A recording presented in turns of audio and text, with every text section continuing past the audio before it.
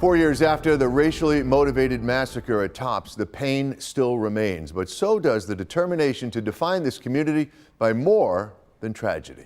I had a chance to speak with Buffalo's Poet Laureate, who reflects on resilience, creativity, and the power of joy.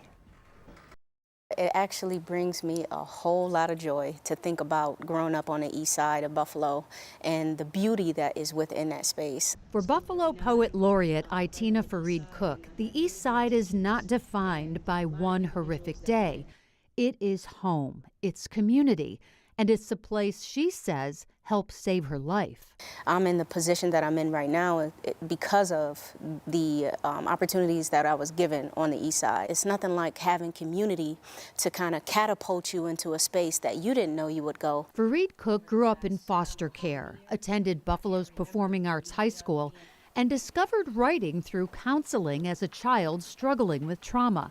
She says poetry became both refuge and purpose.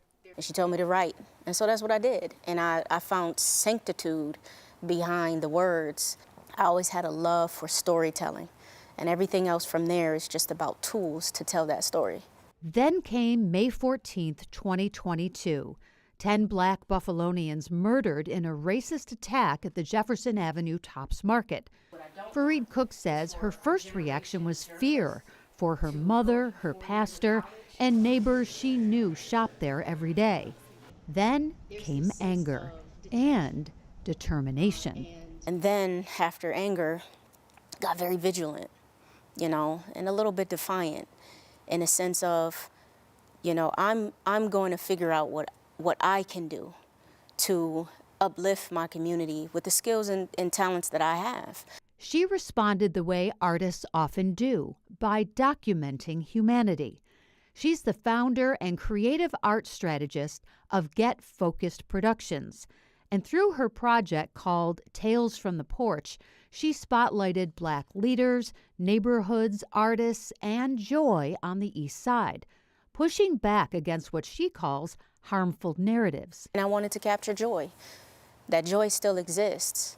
It's a tragedy, and I wanted to capture the joy that's on the east side, so I went out with my camera, with my tool, my weapon of choice, as Gordon Parks says, and I captured that joy. 4 years later, she says the east side still carries grief, but it also carries resilience, and she believes the next generation will shape what comes next by watching how the current generation carries on.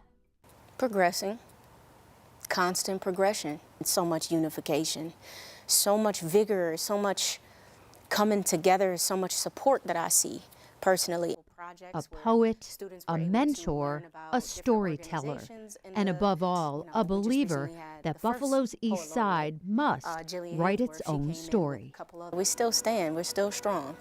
Grief is an ongoing process, but at the same time, joy, resilience, restoration, and that's what's important.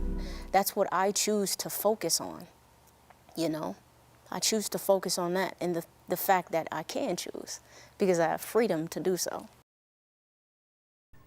Aitina is an impressive young woman, so talented, and she, Scott, is quick to credit a lot of the programs that she took part in the city that really helped develop her.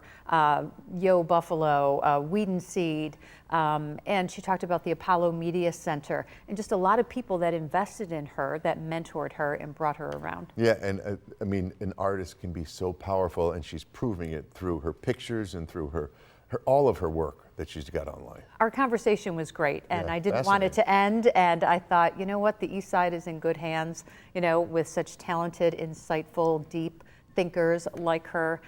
The future does look bright there. Sure does. She is talented, that is for sure. Thanks, Mary Alice.